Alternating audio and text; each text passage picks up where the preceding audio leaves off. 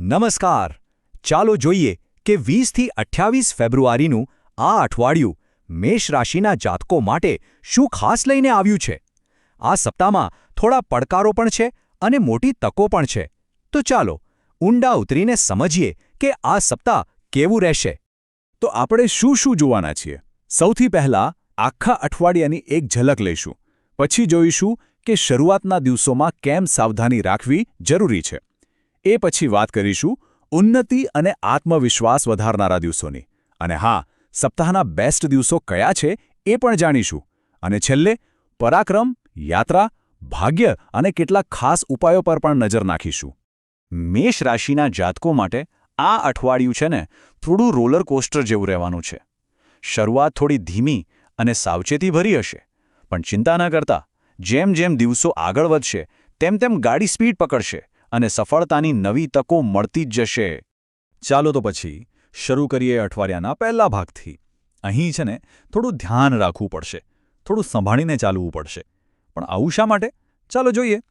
વાત એમ છે કે 20 અને 21 તારીખે સાંજે 7 વાગ્યા સુધી ચંદ્ર અને શનિ ભેગા થઈ રહ્યા છે.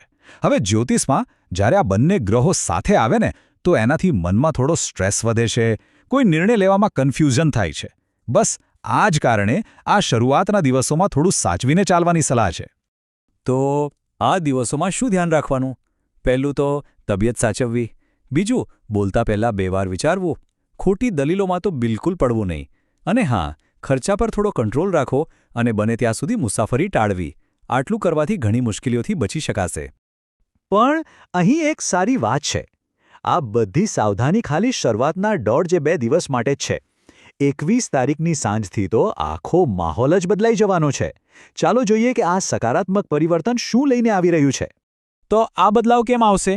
કારણ કે ચંદ્ર મેષ રાશિમાં આવી રહ્યો છે. અને મેષ રાશિના જાતકો માટે તો એ એમનું પોતાનું જ ઘર કહેવાય. અને જ્યારે ચંદ્ર પોતાના ઘરમાં હોય ને ત્યારે મન એકદમ મજબૂત થઈ જાય છે, કોન્ફિડન્સ વધી જાય છે અને બધા રસ્તાઓ જાણે આપોઆપ ખુલી જાય છે. એટલે સમજી લો કે આ અઠવાડિયાનો સૌથી મોટો ટર્નિંગ પોઈન્ટ છે. અત્યાર સુધી જે ગાડી ધીમે ધીમે ચાલતી હતી એ હવે એકદમ ફાસ્ટ ટ્રેક પર આવી જશે. ડિફેન્સિવ મોડમાંથી નીકળીને હવે અટેકિંગ મોડમાં આવવાનો સમય છે. અને આ સમયગાળો કેવો રહેશે? પ્રોફેશનલ લાઈફ હોય, પર્સનલ રિલેશનશિપ હોય કે પછી પૈસાની વાત હોય, બધી જ જગ્યાએ સારી તકો મળશે. તો જે કામો અટકી ગયા હતા ને એને ફરીથી હાથમાં લેવાનો આ એકદમ પરફેક્ટ ટાઈમ છે. સારું, અત્યાર સુધી તો વાત થઈ સારા સમયની. પણ હવે જે દિવસો આવી રહ્યા છે એ તો આ અઠવાડિયાના સૌથી શ્રેષ્ઠ, સૌથી બેસ્ટ દિવસો છે. ચાલો જાણીએ કયા છે એ દિવસો. તો નોંધી લેજો, તારીખ છે 24 અને 25 ફેબ્રુઆરી. આ 2 દિવસને આ સપ્તાહના બેસ્ટ દિવસ કહેવામાં આવ્યા છે. કારણ કે આ દિવસોમાં ગ્રહોનું ગોઠવણ જ એવું છે કે સફળતા સામેથી ચાલીને આવશે. અને લાભ પણ કેવો? નાનો મોટો નહીં, પણ નોંધપાત્ર. ખાસ કરીને જે લોકો બિઝનેસમાં છે એમના માટે તો નફો 4 ગણો વધી શકે એવી પૂરી સંભાવના છે. આ બહુ મોટી વાત છે. ટૂંકમાં કહીએ તો આ 2 દિવસ એક સોનેરી તક જેવા છે. પૈસા કમાવા માટે, કરિયરમાં આગળ વધવા માટે. જો કોઈ મોટો ધ્યેય લાંબા સમયથી મનમાં હોય તો એને પૂરો કરવા માટે આનાથી સારો સમય નહીં મળે. ચાલો, તો બેસ્ટ દિવસોની વાત તો થઈ ગઈ.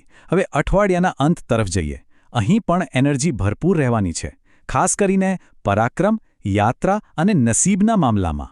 જેમ કે જુઓ, 26 અને 27 તારીખ. આ દિવસો યાત્રા અને કોઈ સાહસિક કામ માટે બહુ સારા છે. અને સૌથી સારી વાત એ છે કે નસીબ પણ પૂરેપૂરું સાથ આપશે. પછી 28 તારીખે ફોકસ થોડું શિફ્ટ થશે ઘર અને પરિવાર તરફ. આ દિવસોમાં છે ને એનર્જી લેવલ એકદમ હાઈ રહેશે. એટલે જો કોઈ ખાસ કામ માટે મુસાફરી કરવાનું વિચારતા હો તો એના સફળ થવાના ચાન્સ ઘણા વધારે છે. ખાસ કરીને જે લોકો સ્પોર્ટ્સ કે ડિફેન્સ જેવા ક્ષેત્રો સાથે જોડાયેલા છે એમના માટે તો આ સમય જોરદાર છે. અને હવે વાત કરીએ 28 તારીખની. આ દિવસે ધ્યાન ઘર, પ્રોપર્ટી અને ફેમિલી પર રહેશે. પણ હા, એક વાતનું ધ્યાન રાખવું પડશે. આ દિવસે થોડા ઇમોશનલ થઈ જવાય એવું બની શકે છે. એટલે બસ પોતાની લાગણીઓ પર થોડો કાબૂ રાખવો. સારું, તો આખા અઠવાડિયાની વાત તો કરી લીધી. પણ આ ગ્રહોની ઊર્જાનો સારો ઉપયોગ કરવા અને ખરાબ પ્રભાવથી બચવા માટે શું કરી શકાય? ચાલો હવે કેટલાક ઉપાયો અને શુભ અંકો પર નજર નાખીએ. આ ટેબલમાં દિવસ પ્રમાણે શુભ રંગ અને અંક આપેલા છે. જેમ કે શરૂઆતના મુશ્કેલ દિવસોમાં પીળો રંગ અને 3 નંબર મદદ કરશે. એ જ રીતે 24-25 જે બેસ્ટ દિવસો છે એમાં સફેદ રંગ અને 2 નંબરનો ઉપયોગ કરવાથી ફાયદો થશે. આ એક નાનકડી ગાઈડ જેવું છે.